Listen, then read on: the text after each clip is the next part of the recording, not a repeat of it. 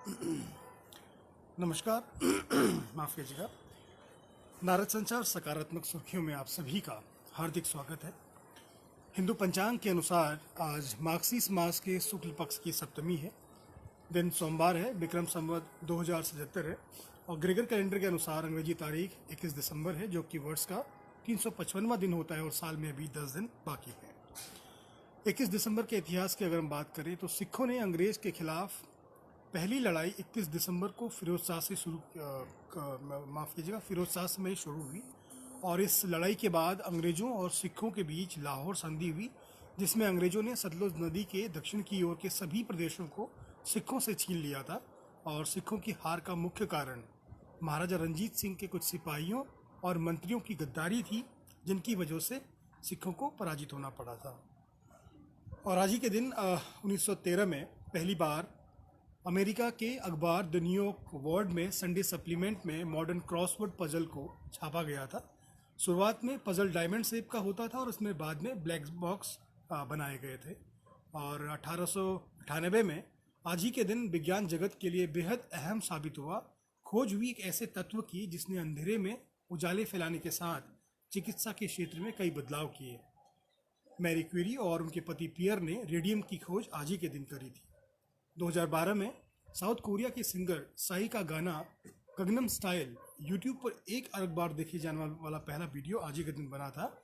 और रुक करते हैं आज के समाचारों की सकारात्मक सुर्खियों की ओर। विभिन्न नागरिक केंद्रित क्षेत्रों में सुधारों के लिए भारत सरकार द्वारा राज्यों को अतिरिक्त उधार अनुमतियों के अनुदान को जोड़ने से राज्यों को कारोबार में सुगमता को बढ़ावा देने के लिए सुधार करने हेतु प्रोत्साहन मिला है।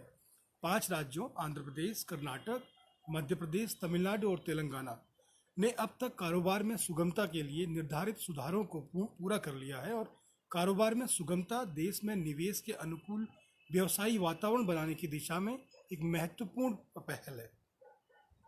और वरिष्ठ नागरिकों को बड़ी राहत देते हुए सरकार ने पेंशनरों के जीवन प्रमाण पत्र दाखिल करने की अंतिम तिथि को अगले वर्ष फरवरी 28 तक बढ़ा दिया है।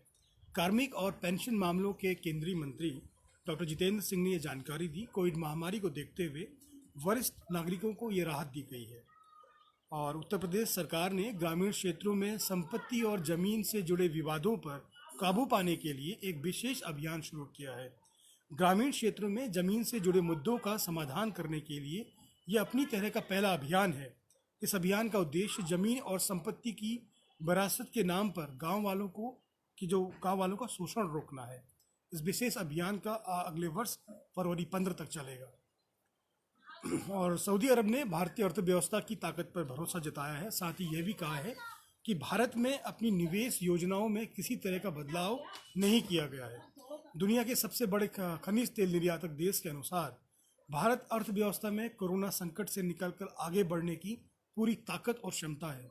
बता दें कि फरवरी 2019 में सऊदी अरब के प्रिंस मोहम्मद बिन सलमान ने भारत के पेट्रो रसायन, रिफाइनरी, इंफ्रास्ट्रक्चर, खनन, मैन्युफैक्चरिंग, कृषि और कई अन्य क्षेत्रों में करीब 7,400 अरब रुपये के निवेश की घोषणा की थी। और खेल मंत्रालय ने हरियाणा में होने वाले खेलो इंडिया यूथ गेम्स 2021 में 4 स्वदेशी खेलों को शामिल करने की मंजूरी दी है। इन खेलों में गतका, कल्लारीपट्टू, थांग ता और मलखम्ब है। ये 4 चयनित खेल देश के अलग अलग हिस्सों का प्रतिनिधित्व करते हैं। कलारीपट्टू की उत्पत्ति केरल में हुई थी और इसे खेलने वाले पूरे विश्व में हैं। वहीं मलखम्ब को मध्य प्रदेश सहित पूरे देश में अच्छी तरह से जाना जाता है। महाराष्ट्र इस खेल का मुख्य केंद्र है। गतका खेल का संबंध पंजाब से है और यह नियंग युद्ध सिख योद्धाओं की पारंपरिक लड़ाई की शैली है। वे इसका उपयोग आत्मरक्षा के साथ साथ खेल के रूप में भी करते हैं। और थांग ता मणिपुर का एक मार्शल आर्ट है जो पिछले कुछ दशकों के दौरान लुप्त होता जा रहा था, और लेकिन अब खेलो इंडिया यूथ गेम्स 2021 की मदद से इसे एक बार राष्ट्रीय पहचान मिलेगी। और अंत में बलिया जिले की रसाडा तहसील क्षेत्र के डेरी गांव की रहने वाली नेहा सिंह ने श्रीमद् भागवत गीता पर आधारित मोक्ष का वृक्ष पेंटिंग तैयार कर Guinness book of world record में अपना नाम दर्ज कराया है। नेहा काशी हिंदू विश्वविद्यालय में वैदिक विज्ञान के अध्ययनरत है। और आज के लिए इतना ही। कल फिर आपसे इसी समय मुलाकात करते हैं।